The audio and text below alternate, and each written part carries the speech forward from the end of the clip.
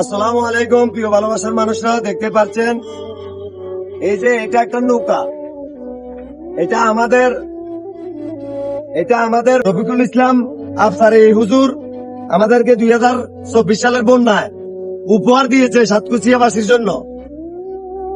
আপনার দিঘির পারে বন্যার সময় 2024 সালের বন্যার সময় আমাদের সাতকুচিয়াবাসী আপনার একটা মুড়ির প্যাকেট পায় নাই, এমন নদী আছে মুড়ি খাওয়ার মতো সেই তৌফিক ছিল না। এই রফিকুল ইসলাম আফসারি আপনার এই নৌকাগুলো আমাদের জন্য তাকবরি কয় লক্ষ টাকার বিনিময়ে আমাদের জন্য উপহার পাঠাইছে। আমরা তখন সাতকুচিয়া দিঘির পারে মুড়ি খাওয়ার মতো আমাদের তৌফিক ছিল না, এত পরিমাণে অবস্থা খারাপ ছিল বন্যায়, আমরা এমন ভাবে কবলিত হয়েছিলাম। দেখেন এই নৌকাগুলো এখন তাদেরকে দেখাইতেছি মাঠে ঘাটে, এখন নৌকাগুলো কিভাবে সচল জিনিস অচল হয়ে পড়ে আছে। আমাদেরকে নৌকা দিয়ে বাঁচাইতেছে, আমরা এখন নৌকা চড়তেছি শুকনার ভিতরে নৌকা চড়তেছি। এখন রফিকুল ইসলাম আফসারি তখন কত বড় ভুল করেছে এটা আমরা বুকে হাত দিয়ে বলতে পারি।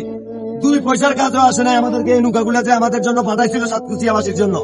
এটা রফিকুল ইসলাম আফসারি সাহেবের কাছে আমরা আশা করি কি নৌকা পাঠাইছে, একজনের বেশি 2 জন উঠলে নৌকা দিঘির মধ্যে ডুবি যায়, এবার আমরা মাছ পথে যাই ডুবি মরি।